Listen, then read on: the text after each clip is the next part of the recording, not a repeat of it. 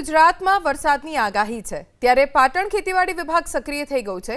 ખેતીવાડી વિભાગે પાટણ જિલ્લાના ખેડૂતોને આગામી 4 દિવસ ભારે પવન સાથે હળવાથી મધ્યમ વરસાદની આગાહીને પગલે અપીલ કરી ખેડૂતોને ખેતરમાં કાપણી કરેલો પાક સલામત સ્થળે ખસેડવા સૂચના આપી છે।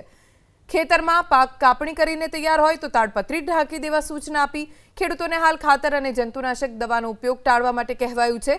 માર્કેટયાર્ડના વેપારીઓને પણ પોતાની જણ સુરક્ષિત સ્થળે રાખવા કહેવાયું। કમોસમી વરસાદથી પાક નુકસાની ન થાય તે માટે જે ખેડૂતોનું ખેત ઉત્પાદન છે તે કાપણી કરેલ પાક ખુલ્લા હોય તો તેમને તાત્કાલિક ઢાંકી દેવા અને સલામત સ્થળે ખસેડી દેવા માટે વિનંતી છે, અથવા પ્લાસ્ટિક અથવા તાડપત્રી જે પણ એમના પાસે હોય તેનાથી ઢાંકી દેવા। ઢગલાની ફરતે માટીનો પાળો બનાવી દેવો કે જેથી પાણી પાકની નીચે ન જાય। એપીએમસીમાં જે વેપારી અને ખેડૂત મિત્રોને કાળજી રાખવાની થાય છે તેના માટે આગોતરા સાવચેતીના પગલાં લેવા માટે અનુરોધ કરવામાં આવ્યો છે।